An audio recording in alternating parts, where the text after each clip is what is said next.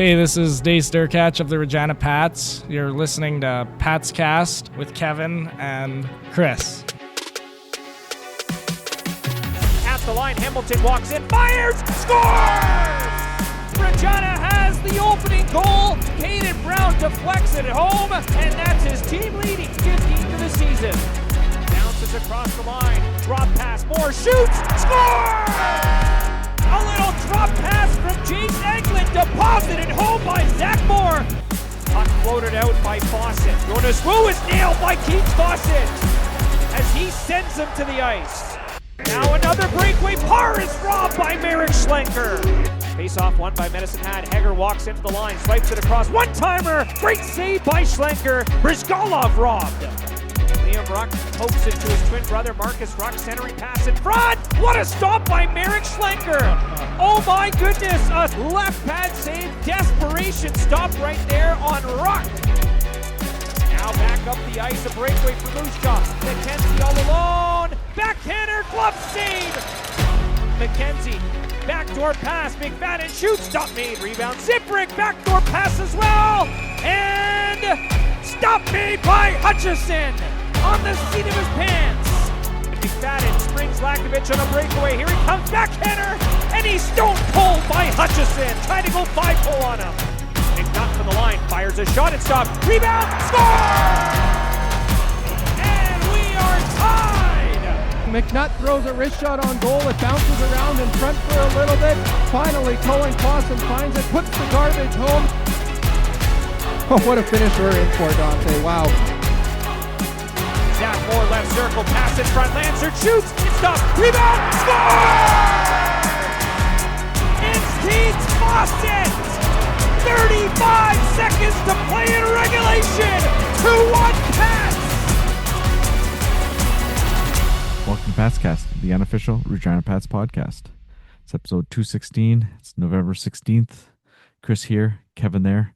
How are we doing tonight, Kev? Pretty good. Pats had a good weekend, and the Rough Riders won the Grey Cup. For those people that are interested in the CFL, Chris isn't. Nope, not at all. Chris is not, but. Congratulations to the Riders. It was a kind of a nail biter. Nice fumble by a former Rider quarterback. Cost Montreal a score and stuff. But congratulations to the Riders. Go Riders, go! And congratulations to the Pats winning a good game and taking Medicine Hat to extra time. Really good weekend. We kind of just said in passing, if the Blue Jays would have won, the Riders have a chance. The Red Sox have won. It's just up to the Pats now. Right? Pats got a little ways to go, but they're not going to be making the finals this year. I don't think. Hey, you never know. I mean, they're starting to get their groove. Like I said, this weekend was pretty good. I mean, Medicine Hat was down a few guys, but the Pats were able to play with them. They wasn't maybe the best game that they've played. But they still find a way to come up with a point, and then they pull one out of the fire against Moose Jaw and pull a win from the grasp of the jaws of a loss. But it was a good weekend, some good hockey. Moose Jaw game maybe wasn't as exciting as the Medicine Hat game, but good-ish hockey for half the Medicine Hat game. yeah. I mean that first period, it was exciting. Right, it was exciting, but it went back and forth both ways. Oh, yeah. 2 goals apiece. There was a couple posts apiece, or a post apiece, and then there was a couple nice saves from each goalies. Yeah, like it was just flat out. It was just one of the best periods I've seen in a long time. I was just it didn't even matter who was playing on the ice. It was just the two teams just playing, and it was just fun hockey. Despite the shots being 17-9 Medicine Hat, it seemed to be both just back and forth and back and forth. It was awesome. Yeah. No, but we knew, Medicine Hat's a good team. They can skate. They're so good. I mean, we talked about it. They've got little skilled guys and they've got really big guys. Like they have no in between kind of guys. It seems big skilled guys too. And little skilled guys. Yep. But seeing them, we hadn't seen them yet this year, but they look good, and despite, all the big name losses, they're still a really good team. Like, imagine if Oh they still yeah. had a couple of those guys, not saying all of them, but like if they still had a couple of those guys, like whew, they would, they'd still have a really good chance to win this league. Now, they still have a chance, but it's going to be a little bit of some work to do if they want to make another run. But they they have it in them, I think, right? They're to be there to have a chance to do it. So It definitely shows the parity in the league right now, or in the conference, anyways. yeah, Like for how the sure, Pats can right? play with Medicine Hat, and like you have teams that are like Medicine Lethbridge and Swift Current who are kind of struggling, but they win here and there. Yeah, like And you got Lethbridge just went into Penticton and beat Penticton a couple days ago. exactly, yeah. So it's like there's a lot of parity in the league. It'd be interesting to see how the Pats do on the trip Yeah, in the I states mean there. it's always tough, but The last but time hey, they went was not good. So to the states, hopefully, yeah, 2 years ago was not a good trip, but I think there's a lot more confidence in this group at this point and the team than looks a lot different. yeah, A like lot even different.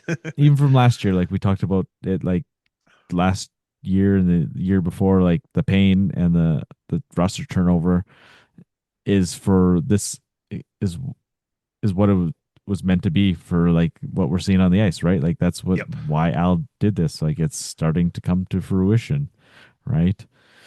Speaking of roster turnover, first news of the week was the Pats acquired a 20-year-old defenseman.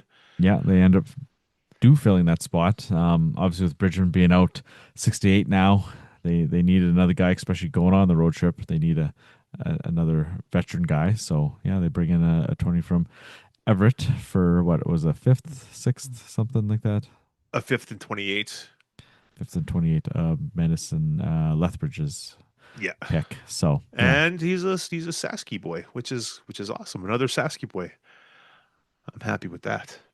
yeah. It's kind of funny though. He comes from Everett, plays a game, and heads right back out there. Yeah, they're on the bus tomorrow. Yeah. So tomorrow morning they're heading to Spokane. So he's right back to his stomping grounds. But yeah, so be nice to some more experience, right? He's got lots of playoff experience, and that's a little lacking on this team. Obviously, being younger, um, him and a guy like Brown, another ex Silver Tip, and has some playoff experience. But yeah, not much else, right? So. And he didn't play Friday, but he played Saturday. And he's not a very tall guy, but he's very, very stocky. He fills out his Yeah, jersey. yeah, he's a thick guy. He's not gonna get pushed around like some of these other smaller guys, but The lightweight guys. yeah. Um, not to we kind of not to jump ahead to the interview, but we asked Dayce Derkatch why he chose 49. Well, he said the New Jersey's 49 and 42 are the small ones, so he picked 49, and Pearce gets stuck with 42. He probably could have sized up a jersey size. But yeah, they each fill out that jersey size a little differently.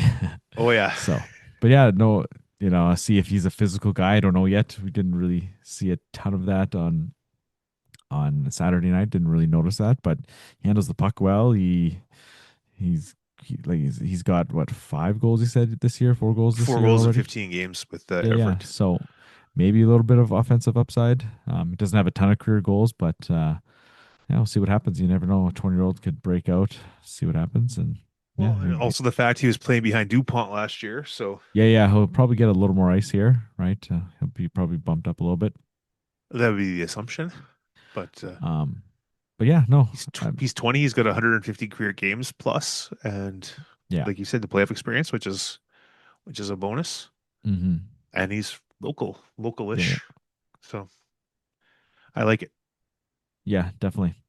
Yeah, I guess that's about the only news of the week.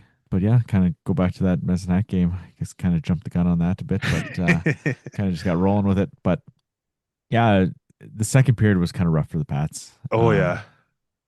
Again, they only had 7 shots. Messinat had 17. It's similar to the first period shot wise, but Messinat definitely controlled the Well, play. the halfway point of the game, it was 30-13 the shots. Yeah, right. So. And then it was kind of getting ugly there. But I mean, it kind of ended up kind of even with the third period being even, right? Um, but it just found a way to get a goal in that second period, and then kind of nothing in the third. I don't remember the third being definitely as exciting as the first or They second. both teams kind of Setback. tightened their Yeah. bootstraps a little bit and kind of Yeah. held off. Wasn't so run and Wasn't gun. so much, Like, yeah, it wasn't so much run and gun. um, but yeah, and then obviously going overtime, it's tough. I even said, I was like, "Ooh, I don't like our chances in overtime." The extra open ice, but we do have some skill. I'm not saying anything against the Pats' skill, but Medicine Hat is just that one step above them, right? So, Yeah, just a little bit. and then like you look at a guy like Jonas Wu, a defenseman, man, that he had a couple of really good chances. He had that one nice goal. He walked in. As soon as he walked in, I was like, oh no. Yep. He scored. They were able to keep Pickford off the board. But it was kind of their other guys, the Rucks, they were all over the place there. I mean, Yeah. at 17, they're really good. Oh yeah. And obviously playing together, obviously they're for a long time they played together, probably their whole lives, Well, right? So Liam was in on all 4 goals. So yeah, right, 4 points. Um, but yeah, both of them looked really good, right? So, uh, and then I don't know which ruck had the chance. It was the save of the game where Schlenker came across and made that one pad save. And like that was one of the rucks too that I thought that goal was in or like puck was in. I was like, I don't know how that didn't go in. Thought it hit the post, but Schlenker, man, he was kind of the story, and Hutchison was kind of the story. Saturday night, it was yeah, both these basically. goalies really Yeah. really played well, right? Oh Like yeah. that's some good goaltending this weekend. Was nice to see. The Pats have had troubles the last while getting good goaltending consistently. Consistent goaltending. Like we've seen some flashes in the last few years, Yeah, but not consistent. And the uh, consistency has been all over the board. so we'll see if these two guys can kind of get on a roll and get some consistency going. Schlenker has looked good pretty much this whole season. Like it Yeah, hasn't been a stinker or anything. I mean, it does help when the team is better in front of you as well. So just the Brandon game was a little rough. The 8-5 yeah, game was a right. little Yeah, rough, yeah. but That's yeah. Okay. that was one of those games though. It's just nobody wanted to play defense in that game, and it Yeah, was yeah. kind of it was kind of all over the place. But yeah, you got a better forward core. You got some better D in front of you. The team can score. You don't have to be Well, the thinking you team has got to. got so much confidence now. Like they're Yeah, just because they know they can play. They know they can and play even if they're against anybody. down, they there's no. It doesn't seem there's no quit or you're not shutting it down. They can come back. Like They talk need to to Reese Ham- consistently get 60-minute games, not 30 minutes, 35 minutes. Yeah, and always having to come from behind. Like we've seen that at Yeah. Swift Current. Like you get up and then they stayed up, right? And they played Yeah. a solid game, right? This coming from behind is tough. You're not going to win them all, and they've won their fair share. And I don't Yeah. want to say their luck is going to run out, but it's might go the other way for a stretch here. Yeah. Um, Or continue on. Like it might be one of it those might, things. yeah, Maybe they're not calling card this year. The comeback kids. yeah, yeah. But yeah, I talked to Reese Hamilton Friday night after the game, and he's like, yeah, like there's the confidence is in the room there. Yeah, we haven't played a lot of 60-minute games, and they just said he's just like, yeah, we've got it. We figured not figured it out, but they figured out how to come back. They just got to figure out how to start with the lead, right? Yeah, the game starts at 7, not 8:30. Yeah, yeah. And so, but going back to the Madison Hat game, they did score first, but then they gave up the next 2 goals, Yeah. and then they were chasing the game from there, right? Yeah. So, um, but one guy I want to shout out was Zach Moore. I mean, he just came back. He's got a couple goals already. He set up the game winner against Moose Jaw. He's kind of playing bottom 6 minutes, like we said, kind of getting back into the groove of things. But I mean, he's looked pretty good, I thought, so far. It's kind of I've liked his game so far. He's physical. He had a nice goal in that Medicine Hat game. Come down to Yep. the slot, and sniped Yeah. a goal, and his first goal in Moose Jaw was ugly, but He's got to get back into game action, right? yeah, So exactly. he hasn't played Yeah. in a while, so got to give him a chance. And the winner with Foss's winner was a power play goal, and he was playing on the power play line. So Yeah, that's right. He was on the power play, out on the power play. Yeah, but it was a nice pass to Lancert, I think it was, who yeah, took that initial shot, and then yeah, Fawcett cleaned it up, and Moore was right there too. If Fawcett didn't put that in the net, oh yeah, Moore's stick was right behind his. yeah, They kind of exactly. fought over the loose puck there, but no, yeah, good to see him, and Brad really talked about him after one of the two games. I can't remember which one. Yeah, he's wearing a letter for a reason. He's a leader on this team. Um, he really brings a lot to this team, you know, as a whole, right? So good to see him back. Oh yeah, He's for he's sure. had some injury issues over the years, so hopefully he can stay healthy this year and kind of Yeah. give them some depth, right? Like if he's playing third line minutes, he's a pretty good player for a third line guy. Oh yeah, yeah. He knows his role. Yeah, like he can slot into a top six role too, but having him at at that third line is really bring that talent floor up, right? So what we haven't seen in a long time here. Yeah. So what else? I mean, Schlenker kind of was the story of that game. What else you got from that game? Not too much. I don't think it was like I said. The shots were 30-13 at one point in time in the second half of the game. It was the shots were 12-12. They were even the Yeah, second yeah, half, yeah, basically. So the Pats, they can play with these guys. yeah, And but yeah, like you said, Medicine was missing a couple guys. They were missing Gordon Carroll and the two Finns on D, yeah. So those are three which key guys, right? Those are yeah, two probably top three defensemen, and a first line player, second line yeah. player So minimum. Um, but you look at Medicine Hat, their top guys are their defensemen. yeah, Pickford and Wu really drive the offense. Oh yeah. Like they're the Like top two they're goal scorers on their team, right? oh So yeah, they're amazing. Like it's you can't give them any time, and they're not afraid to shoot. yeah, Wu's basically a fourth forward out there, right? Like he's Pretty that much, yeah. kind of guy, right? So um, They both had 6 shots of the 42 that they had. So that's 12 of 42 from those two yeah, guys. You don't see many D men getting 6 shots a night, let not alone at two. all. No. Um, but yeah, like I said, Messinat, yeah, they're right. They're in the middle of the pack. But with 3 points this weekend, Pats are creeping up to them. It's not bad, right? So, yeah, I guess we'll go into this Moose Jaw game. And Looking at the Pats stats from oh, that night, the okay, Pats yeah, defense combined had 6 shots. there you go. So Yeah, so, but yeah, other than that, yeah, I don't have anything else from that game that I can recall. It was just nice to go to the rink and watch it in a pretty exciting game. yeah, it was fun. It Yeah, was it was a fun game. yeah. So heading into this Moose Jaw game, definitely not as exciting. We've seen a lot of Regina Moose Jaw duds lately over the last couple of years, right? Obviously, there's been Moose Jaw's had some good teams. They're not as good these last 2 years, um, but yeah, I don't know.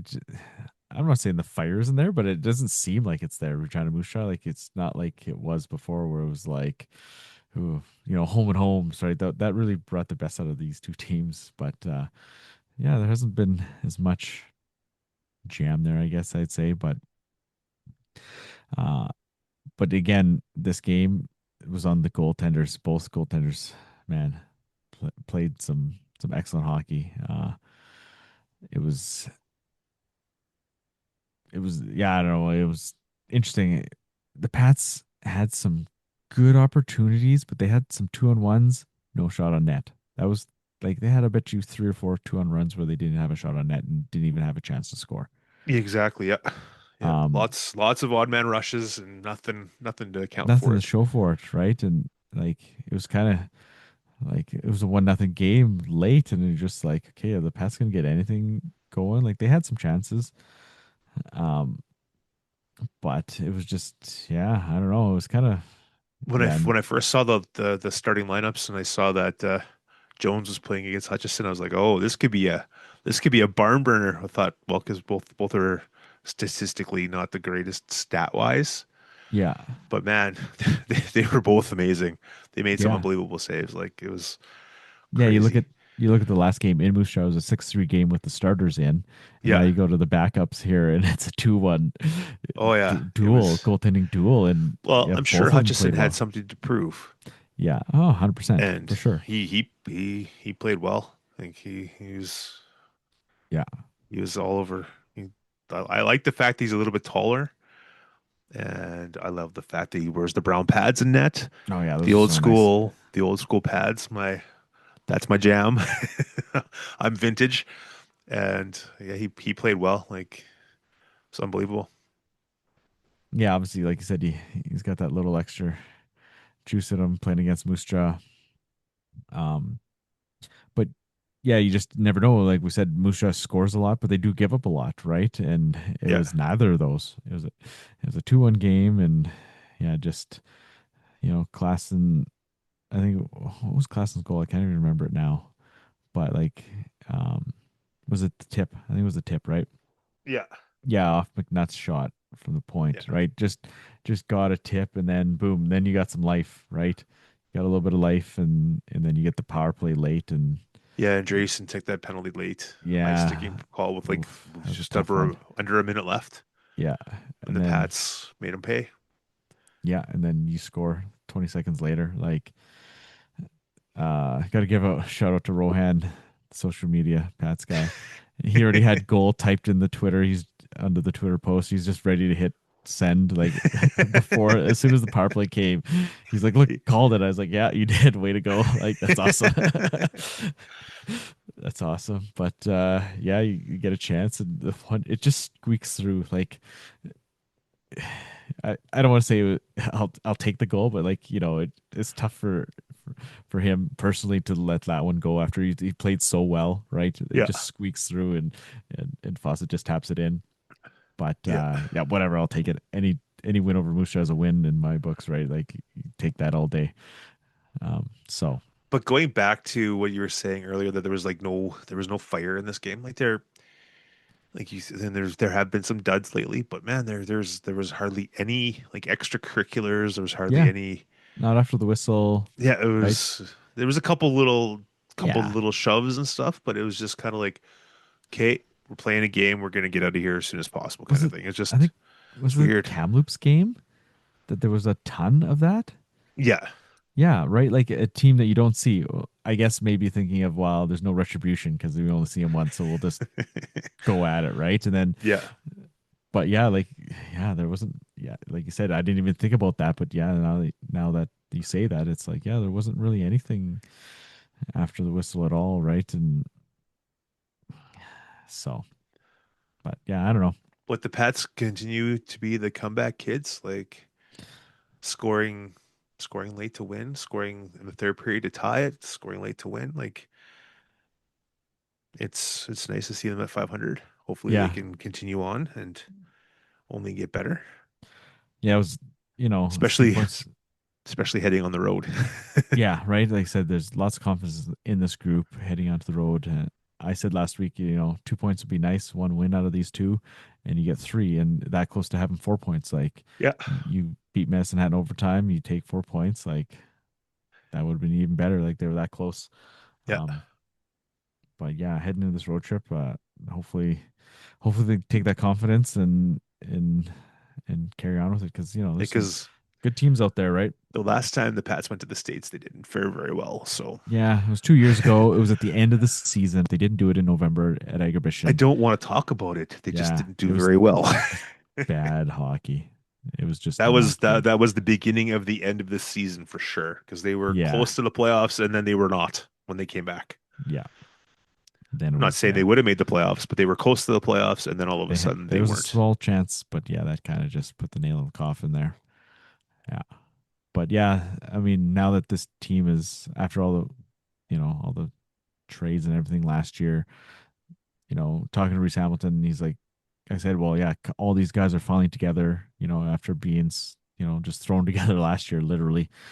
And, you go through training camp and yeah, there's been a couple additions now and subtractions, but for the most part, they've been together since camp. And, now you go on this road trip and now it's a good time, right? For sure. Just have some success in the States where, like we said, this road trip has historically has been a rough road trip. I think it was, that Bedard one through BC. Like it's one of the better ones they've ever had. Like it's they're rarely over 500 on the West Coast trip, either the Yep. States or BC. Yippers. So yeah, I mean, if you go 500 on this road trip, there's no complaints there whatsoever. So Exactly. anything over that's a bonus. Yeah, and this road trip is kind of spaced out. Nice, I want to say nice. Like, nice-ish. It can't yeah, it well, can't get much better. Like there's been some bad ones. You doing like 4 and 5 yeah. and stuff like that, but you do the Wednesday, Friday, Saturday, Wednesday, Friday, Saturday. So you got a yeah, couple days off in between. yeah, you do 3 and 4 and 3 and 4, which isn't Is terrible. rough-ish, but Yeah, it's better than 4 and 5 or like a 3 and 3 or whatever kind of thing. yeah, yeah, for sure. It's never These road trips are never a great schedule, right? It's always pretty condensed, Yeah. right? And now, like, who knows next year if Chilliwack does? No, they're pushed back to the year after, Yeah, right? the year after, yeah. So there'll still only be 6 next year in BC. But yeah, imagine doing 7 games. Like you're going to do 7 games in 2 weeks. Then, like that's literally a game every other day, theoretically. But you're not going to play one every second day. Like you still got Exactly. Yeah. 2 day drive out there and drive home, right? So Yeah. yeah, it's so. But yeah, we'll see what happens if that actually does come to fruition. But yeah, 6. At least BC was 5. Now it's 6 as well. So, but yeah, it's never great, but as it's probably as best as it could be. I think. Like I don't think it could be much better, right? Yeah, for sure. So I mean, maybe it could be like Wednesday, Friday, Sunday, and then you do a Wednesday, Friday, Saturday or something Yeah. ish, something like that. But either way, And I like just the fact they're spitballing getting there. it over with early. Yeah, yeah. Like you said, in the normal time, right? Yeah. Get it over with early. Don't have to worry about it to the end of the season where it's Yeah, yeah. players are You know, checking out or whatever. yeah. Or you're coming down to the nitty gritty to make the playoffs, and then you got to Yeah. go on the 6 game roadie in, Exactly. Yeah. yeah, needing wins, right? Not that they're any more valuable then than they are now, but it's a tough trip, right? And Oh yeah. so, and, if they do have a rough one, they still got lots of time to come back from it, right? Getting Yep. back home. So, uh, but yeah, I don't know what else. What else you got this week? It sounds like. Oh, I guess Pugh was back on Saturday night against Moose Jaw. Schultz is out. He said he's day to day upper body injury. So, but they're both gone on the road trip. Yeah. So there'll be a couple extra bodies on the forward side of things, and obviously they pick up Pearce for the back end with Bridgman not being there, and yeah, so they got goaltending obviously with Tabby being out for a while now. Hutchison and Schlenker handling that. So yeah, they kind of, I don't want to say they're healthy, but they're set, right? They've Hopefully, solidified the roster for the trip. yeah, Is what yeah, they've done so far. yeah. They even mentioned that in the Pierce release. Like they obviously need you can't go out there with 6 D-man, right? You gotta have Exactly. a 7th guy. Whether it's either they bring up somebody, which isn't the most ideal if you bring up a young guy, but Well, especially if you have Wagner in there as a young guy plus another young already, guy. yeah, So yeah, it's right, good to get a veteran in there and yeah, yeah, can spell off Wagner and Cohn or whomever they want to yeah. rotate through or whatever. Speaking of him, though, he's looked good. I've really liked his game. Nothing fancy, nothing flashy. He's just almost like another Bridgman out there, right? Like just Yeah. physical. He doesn't shy away from anything. Being a rookie. Yeah, he's 18 and he is bigger, but he's he's an American, but he's just into it, right? Like he doesn't shy away from. He's clearing out the front of the net. He's getting in scrums and stuff. So I've really liked his game. Nothing nothing to complain about there, right? Yeah, for sure. I think most of the players this year, all like the new guys, have fit really well. Yeah, So it seems to yeah, be there seems to be a pretty good dynamic with all the guys, like hmm Rollison on the checking line and Paul playing the checking role. yeah. Being the young Like guys, right? A little younger. they're they're all fitting in, and I don't think I've ever have seen really anybody have a bad game. So I'm happy with the roster. I'm Yeah, happy yeah, with for how they're sure. going. Yeah, I just want to shout out Cone because he's not Yeah, going to for get a sure. lot of he's not going to get a lot of attention. Well, Obviously, neither will being Rollison no, no, or Paul Paul. until they're a Yeah, couple years older. yeah, exactly right. But Cone, he just does the kind of the dirty work, right? Like, Yeah. Well, so just Rollison and Paul yeah, checking with Dayce. yeah. What else? You gotta say tonight. It was a nice weekend. Riders win. Pats did well. I'm happy. I can't complain. No, Pats are back to 500 on the season, which is nice after back. I don't think they haven't been actually, well, 500. since game one. Yeah, right. Because the 1-6 start, they've done really well since. So Yeah, you take that out of things. Where's tab? I got too many tabs open here, right? Like you're 9-9 after a 1-6 start, right? yeah. So, um, like you can't complain about that. They're 6-2, 1-1 in their past 10, right? Yeah. So, like that's right there with everybody else. Like Saskatoon's only 4-4, Medicine Hat's 4-2, Moose Jaw's 4-5, Swift Current's 2-8, Lethbridge is 4-6, Red Deer's 5-3. So you're in the top half of of that, right? So yeah, like I said, just confidence going into this road trip. It, I don't want to say it makes or breaks the season, but it it could add to the confidence. It can maybe set them back a bit, but I mean, it can't be in a better situation heading out. And the fact that the Pats are right now scoring almost 4 goals a game is blowing my mind. Mm-hmm. After the last couple of years where it's been like 2.5, 2.4 kind of thing. They're one of the top scoring teams in the conference. Yeah, They're top 5 or whatever in the conference. I know they've probably played 3, a couple more games in some teams, but 4. Yeah, they they're scored fifth. 81 goals. Like Yeah, who would have thought the Pats would have had 81 goals by now? yeah, and they've given up 80, so they're +1. And how many seasons have they been minus? Right, like It's five, been a 4 or lot. 5 seasons. Like It's been a lot lately. yeah, right. They haven't been a plus in a while, so hovering around the even mark, you can't complain about that, right? And a lot of the goals against, like there's 6 empty net goals against. So Mm-hmm. There you go. So, but yeah, like you look at the West, goals for 50, 68, 50, 65, 64, 55, 68, 88, 75, 84, 84, 87. There's only 4 teams scored more than them in the West, right? There's definitely more scoring in the East. That's for yeah, it sure. seems like it. Yeah, that's the first time I kind of really looked at it that closely in the West. Now I think the West has probably given up less goals as well. It Oh, seems. definitely. There's a bunch in the 50s and Yeah, 60s. yeah. So There's only one. There's 2 in the 50s in the East, PA and Calgary of all teams. yeah. So, but yeah, but yeah. So see how it goes, right? Like Moose Jaw scores a lot, but they give up a lot. So, but Except for Saturday. except for Saturday, and so we'll see what happens in the West. Maybe there's some run and gun games. The Pats can outscore some of these West teams. Maybe see what Yeah, happens. Right? it'll be interesting. Like, Yeah. the only game that really actually concerns me is Everett, because Everett's a pretty strong club. Like Yeah, they're but 17-2-2-1.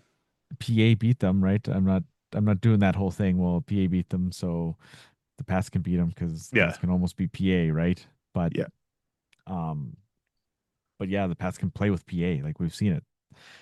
They can play with Edmonton, the top 2 teams Yeah, in the well, yeah. East, and so it shouldn't be any different. Yeah, you may not know as much about them, but it's just kind of on the coaches to do their pre-scouting and give the guys as much information as they can, and then they just got to play their own game, like they always say, right? It's all about us. We play our game, right? But Yeah, obviously, for sure. the other team dictates that. But the Pats seem to, they can get pushed around and be outplayed for parts of games, but then they can come back and figure it out, right? So Yeah, as long as they can continue doing that. yeah, That's the concerning part, is if they yeah, can continue on, because the U.S. teams historically over the years have been big bruising clubs that push teams around. So we shall see. And like if you look at the U.S. division, Everett's running away with it. Portland's just above 500. Spokane and Seattle are 500. Tri-City's just a little under. And Wenatchee's having a rough go of things this year. So, yeah, Everett's kind of pulling away from the West as a whole. oh, but I'm just looking at that division. I'm not talking about the BC guys. But no, yeah, you look at Everett at 37, then Portland at 24 points. Exactly. And then you see Spokane at 20, Seattle at 18, Tri-City at 17, Wenatchee at 14, right? So, yeah. I just noticed Spokane's power play is 9.2%. yeah, we talked about that before. Yeah. I didn't realize it was still down that low. Yeah, at least they're missing PG's 37% for now. This time. So later this season, whenever PG comes here, I don't know when that is. Yeah. But yeah, that number still just stands out, that 9%. It's the only single digit number on the whole board. Three of the teams have scored just 50 goals, like 50, 50, and 55 for Spokane. Like that's quite a number. But they've only given up 68, right? Yeah. So it's not a lot either there. So exactly. So they could be really boring games. Hopefully not. Hopefully some excitement out that way. Yeah, like Wenatchee at the bottom, they've only given up 74 goals, like for being last in 19 games. You look at Lethbridge. Lethbridge has got a better record, but they've given up 108, 34 more goals. Yeah. Now they've scored 22 more, but they've also given up 38 more goals, and they've got the same record basically. Yeah. So yeah, it's interesting. So it's going to be a different style out there for sure. Yeah, for sure. How the Pats can adjust to it and go from there. So, but you got anything else for this weekend before we move on? I think we've chatted enough about it. Yeah. Again, kind of rambled, but I mean, it's pretty good games, and the team's it's winning, easier to ramble when the stuff's going good. It's harder when it's not good. Yeah, exactly. So yeah, the last one was a little long. I knew it was going to be long, but I was like, "Ooh, it's kind of real long." But hopefully, you listened to most of it. At least the interview with Miette. It was good. And then we got another one here, another local guy, another 25-minute interview. Kind of figured. I don't know if I figured it was going to be that long as much, but ended up being that long. We kind of expanded on a few things, learned a little bit more about his family and his mother, and get into hockey. But yeah, what did you think of this interview? I thought it was awesome. Yeah, I didn't know what to expect. Like when I texted Dante to see who we should talk to, he's like his first reaction was Dayce. Yeah, so, top of his list. So he was the first one. He just like Dayce. I'm like, okay, let's talk to Dayce. Let's do this, and it was awesome. Yeah, obviously there's lots of talking points, lots of being a local guy too, and we kind of talked about went a little in depth on the trade coming here and how it all shook out and stuff, and then how he handles the home life with his dad being the GM, right? So, but yeah, and his mom being super mom. Yeah, and is involved in sports and hockey, or was anyways too. So that's kind of cool how that all played out and stuff. Yeah, that's a very interesting story. To the assistant GM in Washington. That was cool. Yeah.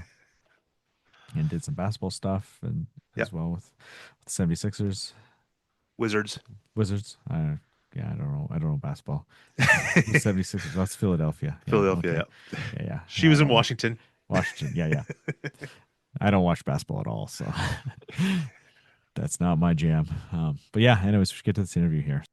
All right, we're pleased to welcome on Dayce Derkatch of your Regina Pats. Welcome, Dayce. Thanks for having me, guys. I appreciate it.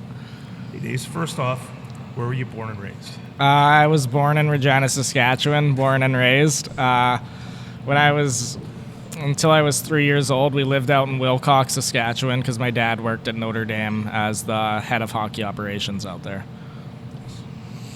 So obviously you got a couple siblings. How was it growing up with your brothers? Yeah, it's nice. I have an older brother who's 21. He doesn't play hockey anymore. He's in his fourth year of education at U of R. I've got a younger brother who's 15 years old. He still plays hockey. He's on the midget AA Rangers. But being in the middle is kind of good. I give out my licks, but I also get my licks for my older guys. So it's great. I don't know where I'd be without those two. So when growing up, was hockey the only sport you really focused on, or were you one of the normal kids that played everything. Yeah, I played everything. You know what? I really enjoyed football, tackle football. I used to play all the time. I was a running back, and then you kind of had to choose. It got to the point where you have to choose between football and hockey, and I leaned more to hockey just with everything that I've known growing up. But I also really enjoyed like badminton, track and field, basketball. Those were all some of my favorite sports growing up. So when did you get into hockey? Pretty young? Yeah, I started skating at 2 years old. So, yeah, I've been doing it. That's all I know. Yeah, no, for sure. So when did you start playing hockey? At 2? No, I started playing actual hockey at 3. I just, Timbits, yeah. But when I was like 2 years old, my mom and dad would rent out the ice, and I would go out with one of those stroller things and skate around. There's videos of me out there. Yeah, it's awesome.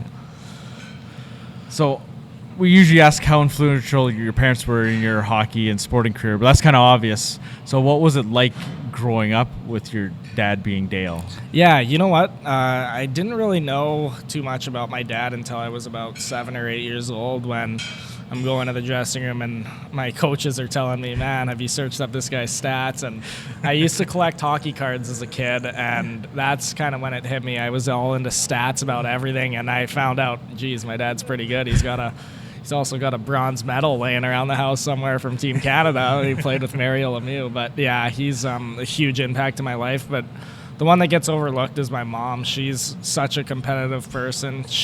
My mom and dad met through the Washington Capitals organization, so she's been around hockey. She understands it, and she does everything for me, whether it's a meal, just a nice hug, or cleaning my sheets, doing my laundry. She does everything for me, so she makes my life a lot easier.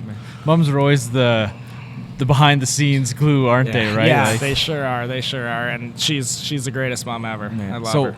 What was she doing in Washington? She was the assistant to the assistant GM there, so she did game day stuff. She also worked with the Washington Wizards, and Michael Jordan was there doing game day stuff, so she was just all around. And my dad was a scout for the Capitals, and they actually ended up meeting there. Then my dad got a head coaching job with the Regina Pats, so that's how we ended up here in Regina and not in Washington, D.C., the capital of the U.S. So, yeah. Interesting. Yeah, it is a crazy story. So no Derkatch family without the Washington Capitals. So kind of got to cheer for them a little bit. That's pretty awesome. Yeah, it is cool. Ovi. Yeah, Ovi. Yep. Yes. Man, what a guy! 900 goals. Like that's my God, that's insane. It's absurd. I can't believe he's still playing. I know. Yeah. Like, and I don't mean to crap on him or anything, but he's like not in the best shape anymore. He's kind of like letting it slide, but like, he can still score. Like, exactly, and he's just out there, scoring. Yeah. So we understand your dad coached you a little bit here and there. How many years did he actually coach you? You know what? He scouted with the Toronto Maple Leafs and then the Columbus Blue Jackets, so he was never really home a ton. But when he was home, he was always an assistant coach, and he's always out there giving it to me, making sure I'm going hard in drills and stuff. And you know what? Coaches were so lucky to have him just because of his experiences, and he knows he helps run power plays on it. Like our Bantam power play team, he ran the whole thing just because that's what you needed. He added that experience role to the coaches. Yeah, for sure. You lean on that. Like some of the other coaches, parents obviously don't have that experience, so it's like when you can help out, that's great, right? Yeah, for sure. They're very fortunate to have him. Did you always play forward? Yeah, I've always been a forward. But it was always preached to play a 200-foot game because it's easier to make it in the league if you don't, as a 200-foot player, than a true goal scorer. So that's been harped on me ever since I was a young age. So the defensive part's as important as scoring the goals and stuff. Yeah. Speaking of defensive parts, did you ever play goal?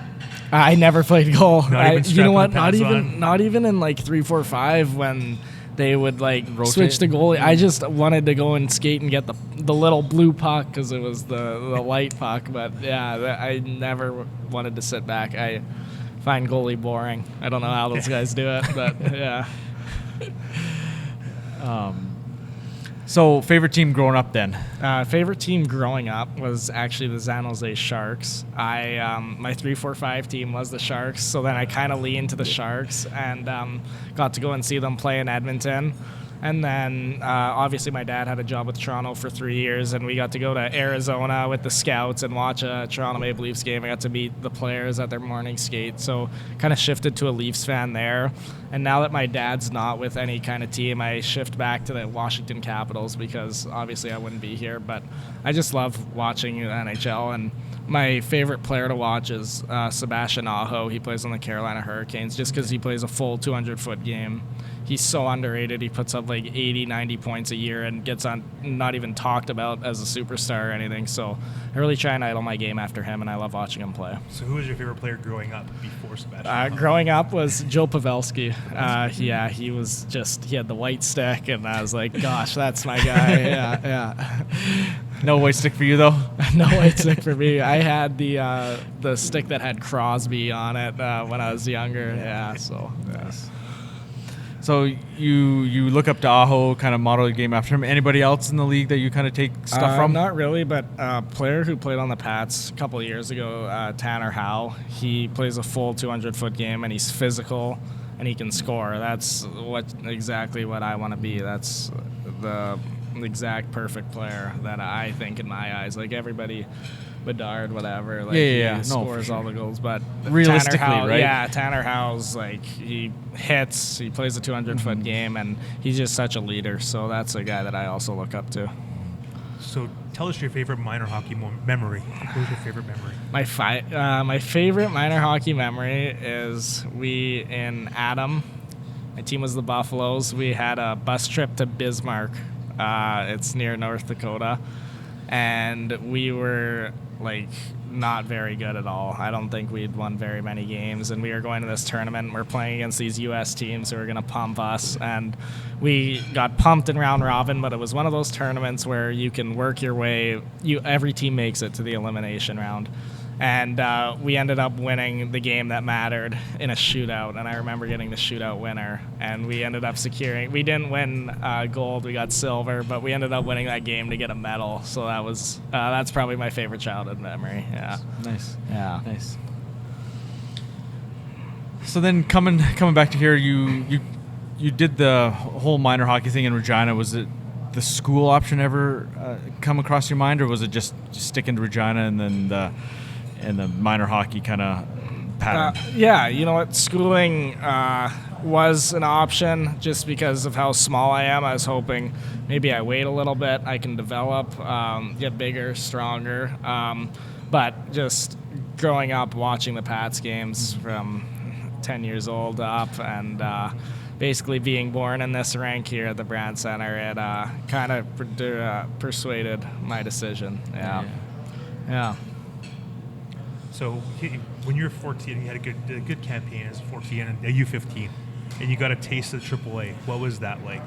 It was awesome. I was with the Pat Canadians, and at the time, Darren McKechnie was the coach. He's a great coach. Yeah, he is the best I think I've ever had. He's a great coach. He knows what each player can give, and when he called me up, I think I played 6 games with them, and it was an eye-opener for sure how big and strong everybody is compared to that bantam hockey or the U15 hockey. It was a real eye-opener, but it was a great experience to help me with my first year in U18. What was the biggest difference that you noticed? The speed? You know what? It's the passing, the puck movement. In bantam, you can skate around everybody and you don't have to pass the puck. U18, that doesn't work. You gotta move the puck and get it back. So you gotta learn to play with your teammates. I think that was the biggest difference to me.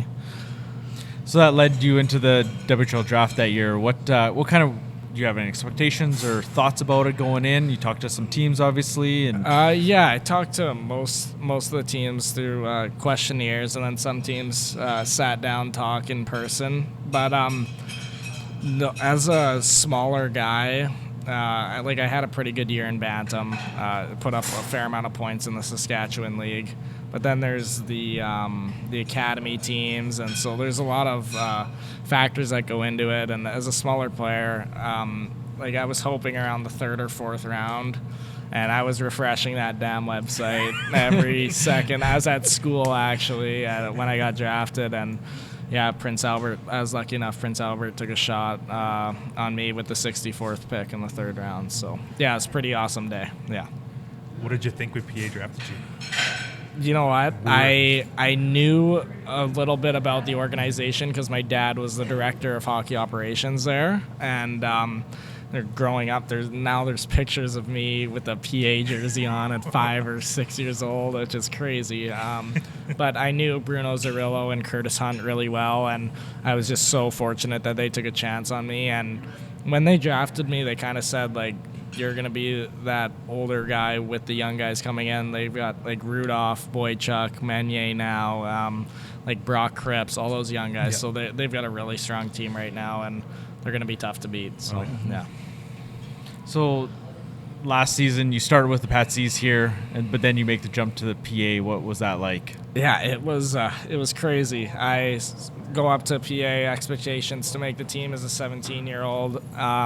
Didn't have the best camp in preseason, so came back to Pat Canadians, gained back my confidence. I was the captain, got to play with Maddox Schultz on a line. That's never complain. Got my confidence back, and a couple of guys left for U17s, the Team Canada team. So that was my chance to get into the lineup. I started on the fourth line, played 3 minutes my first game I was up there, and just they saw something in me. They saw that they needed a third or fourth line guy that could work hard, could chip pucks out, and play a role. And that was my identity on that team. That's what I needed to do in order to stick around, and that's what I did. And I would have done it 100 times again. Getting to play there last year is a great experience, and I wouldn't trade it for anything. Yeah, I know. It's tough.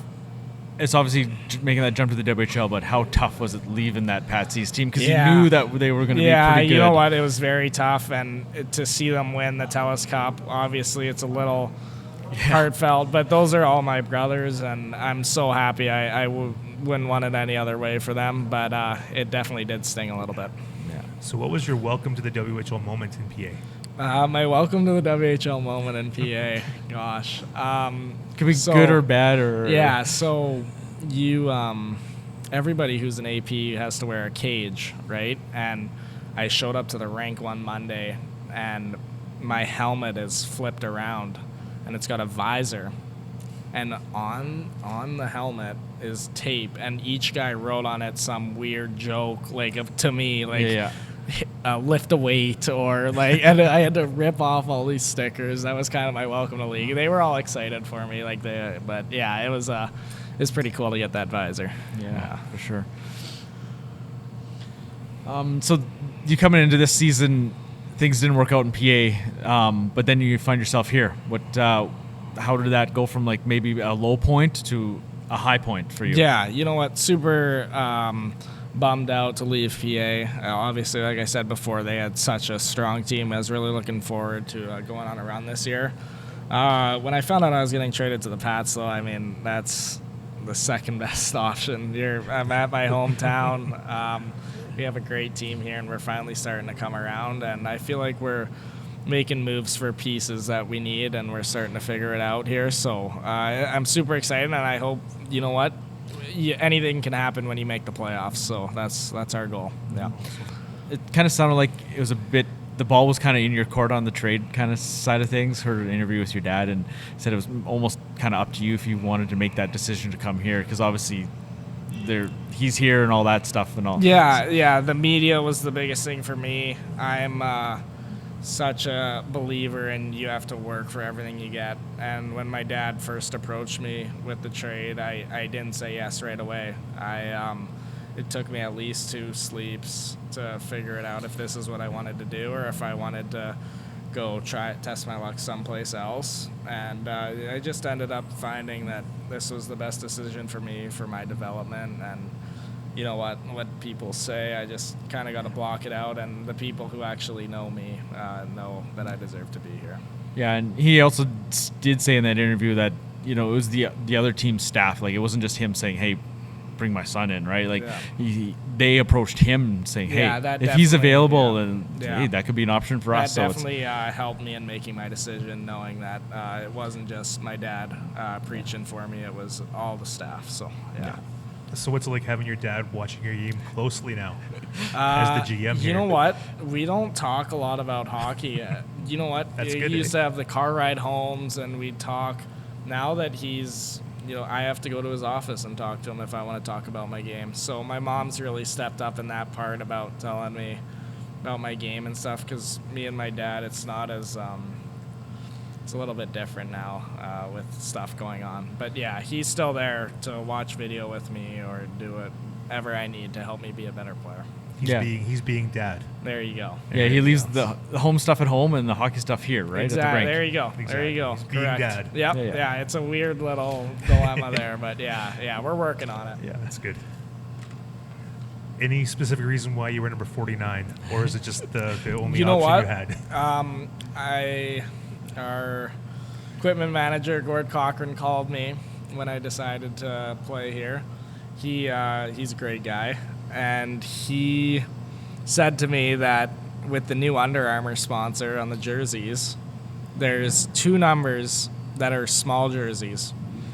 And he said number 42 and number 49, and I said, you pick for me. And so that's how it kind of happened. I would never choose 49 in a million years, but if the jersey fits me, then that's whatever. Whatever. Play for the logo on the front, right? Yeah. So this is maybe a tougher question. Post-hockey, whenever that is down the line, what's something you could see yourself doing? I love the game of hockey. I love just growing up. I used to go with my dad and scout games like as a little kid. I want to stay around hockey. I'm obviously going to use my schooling to go into business, hoping to be a GM one day or stick around hockey or sports some way. I just love the competitiveness and the thought of owning a team or being a general manager or being a scout. Just that's what I have a knack for right now. So, yeah. So we assume you live at home. I do live at home, yes. What are the pros and cons of living at home versus being in a billet? The pros, my mom. Of course. Whatever I need, she is there 24/7 to cook for me, wash my sheets, laundry, clean this, clean that. That is the... she's awesome. She is awesome. It is a little weird living with the GM, like my dad. That is a little bit weird. I usually don't have the guys over because they don't want to see the GM on their night off. But yeah, but the boys have been really good about it, and I'm just so happy to be home. And billeting in PA was great. I had 2 great billets. Bill and Cindy, shout out to them if they watch this. They were awesome for me. So yeah billets. They're so undervalued. Exactly. They fly under the radar for sure. Yes. So getting into the summer, what do you kind of do off ice, just maybe to get away from hockey for a bit? What's the hobby you kind of do? I love to golf. I'm not very good, but I love to golf. My brothers are far better than me, but it's always competitive out there. And love to go out to the lake. My family owns a lake out at Falcon Lake, my dad's side. It's in Manitoba, so we go out there at least twice a summer, which is really fun. They got a boat and everything, so it's those are kind of some of the things I enjoy. And then just hanging out with my friends that I don't get to see because they're all gone during the season. So getting to catch up with them in summer is a lot of fun. What's your current TV show? Or current TV show? I am a TV watcher. I'm currently rewatching Breaking Bad. It's on Netflix. But I just finished watching Ted Lasso. It's a soccer one on Apple TV. I recommend it to everyone. It's a really good one. What about movie? What's your go-to movie? Go-to movie is Miracle. Yeah, Miracle on Ice. Yeah, Herb Brooks. That's I could say it word for word for you. I watched it so much. Nice. Music. What kind of music are you into? Music, everything. I love country, rap, pop. It's kind of based on the day. Even rock sometimes on game day to get me in the zone. Gotta have a variety of interests with the team, right? Everybody likes something different. So yeah, exactly. So are you a cat or dog person? I don't have either because my oldest brother is allergic to cat and dog fur. Okay. But if I had to pick, I'd choose dog. Okay. Yeah. There's hypoallergenic dogs out there. There we go. It's just takes tough. We don't want to take care of it, right? Yeah. Nobody wants to clean up the. Exactly. That's true. Yeah. It's a lot of work, right? Everybody wants to have a pet, but really? It's There a lot you go. of work. Yeah, right? What kind of vehicle are you driving these days? Vehicle. I'm driving a 2015 Dodge Durango. It's got 8 seats. Yeah, it's a big one. It's nice though. It's really nice. Yeah. What's your favorite bus activity? Bus activity. Chatting with the boys, but other than that, it's just listening to music and sleeping. I have a sleeping mask that I wear on the bus, and I just love sleeping. Yeah, nice. Speaking of the boys, who's the best dressed on the road? Best dressed on the road. God, that's a good one. I'm gonna give it to Dayton Deschamps. He has some good outfits. He's got nice shoes, nice white shoes. So I'll give it to him. But there's plenty of guys that have great outfits. Let's get into the jerseys here. Okay. What's your favorite What's your favorite one, first of all, of the Pats jerseys? The blue, the white, or the alternate blue or red and whites? Yeah. What's your favorite one? My favorite one is the Reds, for sure. I like the Reds. I think that the Blues are a close second. I don't mess with the whites as much, but I like that we have 2 helmets here with the white and the blue helmets. I like that. But if I had to choose a jersey, it'd be the red one. Nice. Yeah. Going back as a kid, what was your maybe favorite Pats jersey when you were younger? Do you know what? I'll go with the one that my dad wore when he played back in the day when they wore the Cooperalls and the jerseys were like hoodies. I'll go with that one because I have his hockey card in my room, so I always see that jersey. Yeah. That'd be my past jersey. Yeah. Who was your favorite Regina Pat growing up? Or who were your favorite Pats? Adam Brooks. I remember watching a lot. 200-foot centerman, put up like 100 points with the Pats. I really liked watching Sam Steele. He had so much skill, and he was a scorer in the WHL, and now you watch him, he's killing penalties for the Dallas Stars, and he's really good at it. So he's found a niche, right? Yeah, totally changed his game. Exactly, and that's what people sometimes you have to do if you want to make the money, and that's what he did. So I admire that a ton, and I used to watch him growing up. And then, like I said before, Tanner Howe is another one. Yeah. Any pregame superstitions? I'm pretty superstitious. I do everything on a home game day. I do everything at the same time. I guess my pregame superstition is after my pregame nap in the afternoon, I always go for a walk outside, no matter the weather. I just like to get outside, get fresh air. It kind of helps wake me up. Oh, nice. What about your tape job? Tape job. I do what my dad used to do. Same on the knob and on the blade. Heel, toe, heel? I go heel to toe. And I don't tape the toe. Oh, okay. I don't tape the toe, and my reasoning is that in like the third period when it gets all messed up, it toe drags you. The tape could mess up the puck. So that's why I don't tape the toe. Good reasoning. Yeah. What does it mean for you to be Regina Pat? It means the world to me. Growing up, watching this team, wearing that logo in the stands, and now getting to wear it on the ice, I know how much the Regina Pats mean to Regina, and we just want to make them proud each and every night. Yeah, good answer. Thank you. Appreciate it. All right, well, that's all we got for you tonight, so thanks a lot for your time. I appreciate you guys having me on. Thank you. Thanks, Dayce. All right, we should wrap this one up. Yeah, it was a good interview. Hopefully you guys enjoy that. We got another local guy already in the bank for the next show or one of these 2 shows coming up on the road trip. We might see what happens. We might have a different guest on one of these 2 weeks here. We've only got one interview, so we have another open spot maybe for something different this week. We have an idea, so hopefully something will work out. Yeah. We'll have somebody else, I think, on one of these 2 weeks coming up here, or maybe both, and we'll push an interview to a week further on just to see depends how these 2 weeks go here. And hopefully there'll be some late games. So I don't know how much people will be watching these games. Some 9:00 starts, like we mentioned last show. That's going to be some tough nights for some people, especially Wednesday, 9:05 in Spokane. Yeah. So that starts be over at 11:30. I'm usually up till midnight anyways, but it won't be rough for me. I'm good. I'm good for watching Pat's hockey. Yeah, so. It's gonna be. There's been some lack of sleep in this household lately, but I still don't go to bed early, so that's my own fault too. Plus the other sleep issues I've got going on with the whole kid situation. But yeah, Wednesday is a late one. I play Thursday night, which is late. Then Friday night, Saturday night is only 8. So you're over by 10:30. That's not too bad. So Yeah. it's gonna be 4 late nights in a row for me, for sure. But see what happens. Get to bed early Monday, Tuesday here coming up. Try to bank some rest, but I don't know how that well it's gonna go. But it's never early night either on these Sunday nights putting the show out. But especially when we ramble on for half hour, 45 minutes, hour before. Yeah, exactly. We ramble more than we actually record, so but it is what it is.